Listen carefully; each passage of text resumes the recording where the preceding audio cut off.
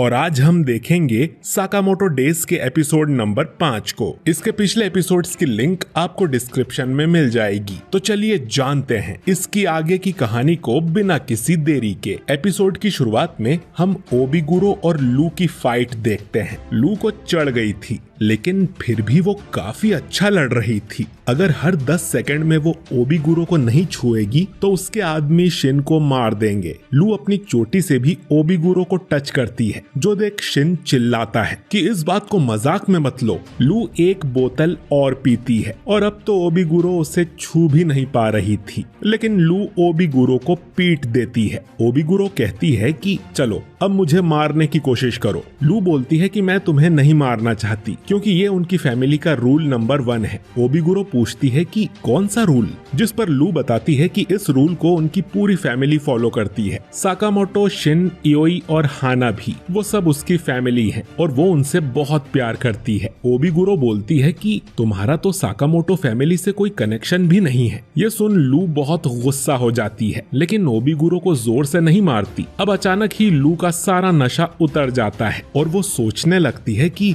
वो कहाँ पर है और क्या कर रही है। ओबिगुरो समझ गई थी कि लू अब तक मजाक में लड़ रही थी और काफी स्ट्रॉन्ग है, जिससे वो लू की तारीफ करने लगती है, क्योंकि उसे स्ट्रॉन्ग लोग बहुत पसंद हैं। शिन अब पूछता है कि इसका मतलब मैं बच गया। दूसरी तरफ साकामोटो कहता है कि अब वो लड़ने के लिए पूरी तरह से तैयार है। बॉइल्ड बोलता है कि तुम्हें क्या लगा, अचानक ऐसे वजन घटा के आ जाओगे तो मुझे हरा दोगे, और तुम्हें जो करना है जल्दी करो, तुम्हारी फैमिली खतरे में है। साकामोटो बोलता है कि उसे अपनी फैमिली की चिंता नहीं है, क्योंकि उसमें कुछ ऐसे लोग हैं जिन पर साकामोटो को पूरा भरोसा है। इसके बाद साकामोटो बॉइल्ड को इतना जल्दी पंच करने आता है कि बॉइल्ड को पता भी नहीं चलता और मुक्का मार के वो उसे बिल्डिंग से बाहर ले जाता है। साकामोटो अब बहुत तेज हो गया था और वो बुरी तरह से बॉइल्ड की धुलाई कर देता है। बॉइल्ड अपने रॉकेट पंच से उसे मारने की कोशिश करता है, लेकिन साकामोटो के मुक्के से उसका रॉकेट ही टूट जाता है। साकामोटो के हाथों पिटते हुए बॉइल्ड सोचता है कि यही साकामोटो है,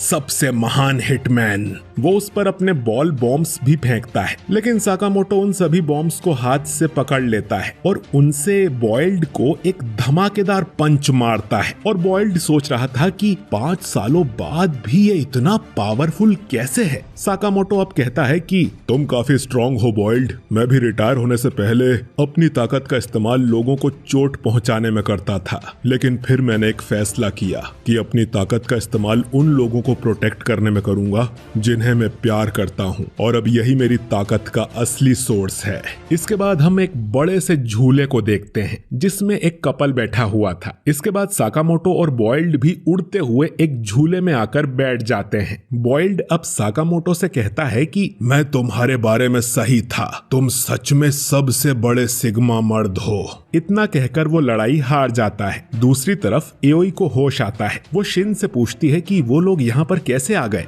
वो तो हॉन्टेड हाउस के अंदर थे ना। शिन झूठ बोलता है कि शायद हम सब बहुत थक गए थे, इसीलिए उनकी नींद लग गई। एओई को शक होता है क्योंकि शिन के कपड़े गंदे हो गए थे और साकामोटो भी यहाँ नहीं था। शिन बोलता है कि मैं अभी उन्हें ढूंढ कर लाता हूँ। झूला रुकने पर साकामोटो और बॉइल्ड उसमें से बाहर निकलते हैं और उसे टूटा हुआ देख एक लड़की इनसे पूछती है कि ये कैसे हुआ। बॉइल्ड उससे कहता है कि कभी किसी सिग्मा मर्द से नहीं पूछना चाहिए कि उसे चोट कैसे लगी। लड़की बोलती है कि उसे तो बस ये जानना है कि ये नुकसान हुआ है, उसका पैसा कौन देगा। इसके बाद बॉइल्ड साकामोटो की तारीफ करता है और कहता है कि अब वो उसके पीछे नहीं आएगा। साकामोटो एक दुकान पे 5 बंस खरीद कर खाने लगता है। अब बॉइल्ड भी खाने के लिए एक मांगता है, जिस पर साकामोटो उसे अपना बन दे देता है, क्योंकि बाकी उसकी फैमिली के लिए थे। तभी शिन यहाँ आ जाता है और ये देख हैरान हो जाता है कि साकामोटो इतना पतला कैसे हो गया। साकामोटो कहता है कि आज कुछ ज्यादा ही भाग दौड़ हो गई, इसीलिए मेरा वजन कम हो गया।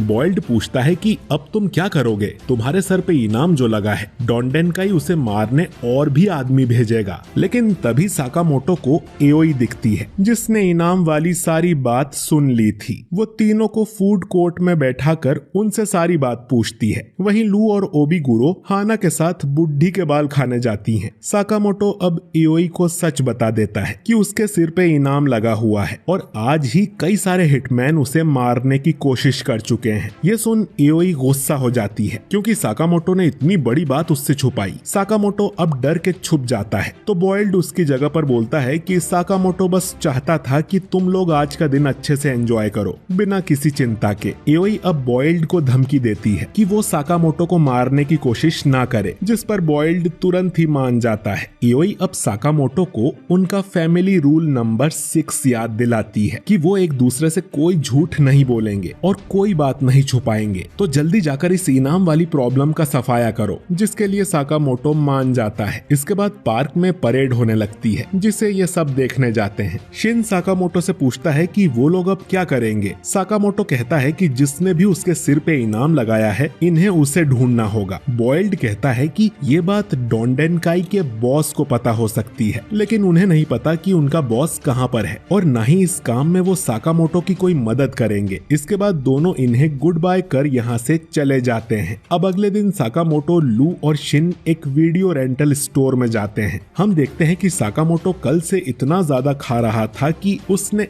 एक ही दिन में अपना वजन वापस बढ़ा लिया था। वीडियो स्टोर में ये लोग डोंडेनकाई नाम की एक सीडी ढूंढते हैं। साकामोटो बताता है कि ये जगह एक इंफॉर्मेशन बैंक है, इन्हें जो भी इंफॉर्मेशन चाहिए उसकी मूवी यहाँ पर मिल जाएगी। ये लोग डोंडेनकाई की मूवी लेकर एक कमरे में जाते हैं। मूवी में इन्हें पता चलता है कि डोंडेनकाई एक हिटमैन एजेंसी है जिसमें 50 से भी ज्यादा हिटमैन्स हैं। इन्होंने कौन सी बिल्डिंग को अपना अड्डा बनाया था ये भी इन्हें पता चलता है और ये सारी बातें शिन अपनी डायरी में लिख रहा था। वहीं साकामोटो तो मूवी के दौरान ही सो गया था। ये फिल्म देखने के लिए इन्हें लाखों रुपए की पेमेंट करनी पड़ती है। साकामोटो कहता है कि अपने हिटमैन वाले दिनों में उसने कुछ पैसे जमा किए थे। इसके बाद स्टोर ओनर साकामोटो से कहता है कि उसे थोड़ा बच के रहना चाहिए, उसका सामना अपने कुछ पुराने साथियों से हो सकता है। साकामोटो पूछता है कि वो किस बारे में बात कर रहा है, जिस पे स्टोर ओनर कहता है कि उसकी मूवी अभी तक नहीं आई है और इससे ज्यादा वो कुछ नहीं बता सकता। इसके बाद एक बिल्डिंग के अंदर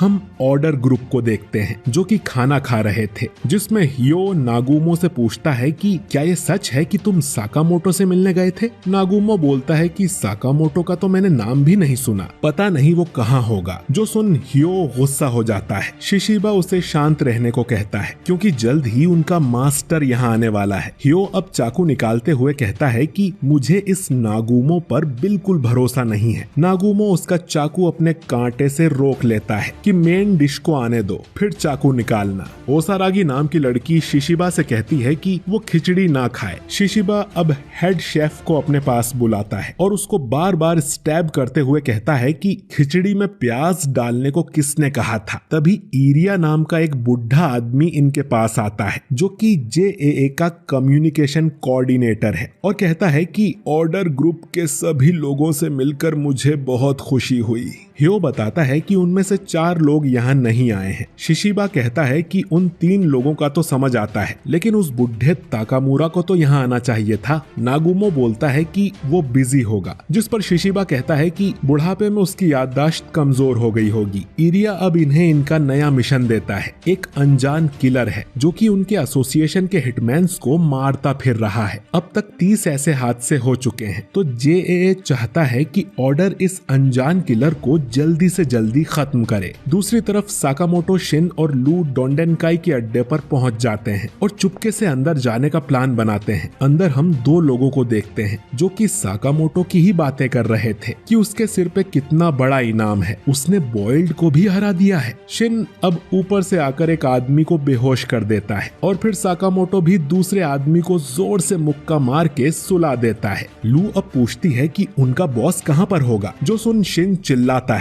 कि तुमने मूवी देखी थी भी या नहीं। बॉस हमें बिल्डिंग के टॉप फ्लोर पर मिलेगा जहाँ तक इन्हें विंडो से जाना होगा। ये लोग अब विंडो से होकर टॉप फ्लोर पर पहुँच जाते हैं, लेकिन शिन को किसी के भी मन में आवाज सुनाई नहीं दे रही थी, मानो कि फ्लोर पर कोई था ही नहीं। ये लोग अब बॉस के कमरे का दरवाजा खोलते हैं और अंदर देख हैरान हो जाते हैं। अंदर ढेर सारी डेड बॉडीज पड़ी हुई थी और उनके बीच नागुमो बैठा हुआ था। नागुमो बोलता है कि उसने डोंडेन डोंडेनकाई के सभी हिटमैन और उनके बॉस को भी मार दिया है और अब साकामोटो की बारी है। इतना कहकर नागुमो बहुत तेजी से शिन के पीछे आता है और उसकी गर्दन में अपना चाकू घुसा देता है, लेकिन असल में शिन को कुछ नहीं हुआ था और नागुमो के हाथ में नकली चाकू था और उसने फिर से इन दोनों को बुद्धू बना दिया, जिस पर ये उसकी पिटाई करने लगते हैं। नागुमो कहता है कि उसे भी डोंडेनकाई से कुछ काम था, लेकिन वो जब यहाँ आया तो किसी ने पहले ही सबको मार दिया था। वो बताता है कि कोई अनजान किलर है जो कि हिटमैन्स को मारता फिर रहा है। पिछले मंथ ही करीब 1000 हिटमैन मारे जा चुके हैं और ये कातिल हमेशा एक्स मार्क छोड़कर जाता है, इसीलिए ये लोग उसे एक्स या स्लर कह के बुलाते हैं। साकामोटो समझ जाता है कि ऑर्डर ग्रुप भी इसमें इन्वॉल्व है। लू पूछती है कि आखिर ये ऑर्डर क्या है। नागुमो बताता है कि वो एक स्पेशल ग्रुप है जिसमें एसोसिएशन के सबसे बेस्ट हिटमैन होते हैं और उनका काम है जेएए के अंदर कानून बनाए रखना और कोई हिटमैन ज्यादा होशियारी दिखाए तो उसे मार देना। और साकामोटो भी ऑर्डर का मेंबर रह चुका है। नागुमो साकामोटो से भी कहता है कि इस अनजान किलर से बच के रहे, क्योंकि ये किलिंग तभी शुरू हुई थी जब साकामोटो के सिर पे इनाम लगा था, तो इन दोनों में कुछ कनेक्शन हो सकता है। इसके बाद हम एक अनजान आदमी को देखते हैं जो कि दीवार पे एक्स बना रहा था। खैर, स्टोर पर कई लोग साकामोटो को मारने आ रहे थे, लेकिन वो उन सब की पिटाई कर देता है। साथ में ये लोग मरहम पट्टी का सामान भी अपनी दुकान से ही दे रहे थे, तो इनको मुनाफा भी अच्छा हो रहा था। नागुमो ने साकामोटो से कहा था कि 5 सालों में वो कमजोर हो गया है। अगर बॉयल्ड से लड़ने में उसे इतनी दिक्कत आई है तो असली हिटमैन्स के सामने वो क्या करेगा। साकामोटो कहता है कि उन्हें और भी स्ट्रॉन्ग होना पड़ेगा ताकि हर मुश्किल का वो सामना कर पाए। साकामोटो अब साइकिल से शहर के चक्कर मारना शुरू कर देता है। शिन हर कस्टमर का दिमाग पड़ता है ताकि उसकी एबिलिटी और स्ट्रॉन्ग हो जाए। वहीं लू को पता चल गया था कि जब वो नशे में होती है तब ज्यादा स्ट्रॉन्ग हो जाती है, तो वो ढेर सारी बोतल पीने लगती है और एक बोतल कस्टमर के सिर पे भी फोड़ देती है, जो कि असल में हिटमैन था। और ये एपिसोड यहीं पर एंड हो जाता है। तो दोस्तों, साकामोटो अब क्या करेगा, जानने के लिए अगला एपिसोड जरूर देखें। वीडियो अच्छा लगा हो तो इसे लाइक और शेयर कीजिए। कमेंट करके बताइए कि आपको ये एपिसोड कैसा लगा, और अगर आप हमारे चैनल नए हैं तो हमारे चैनल को सब्सक्राइब करके बेल आइकन जरूर दबाइए। मैं मिलता हूं आपसे बहुत ही जल्द अगले वीडियो के साथ। शुक्रिया।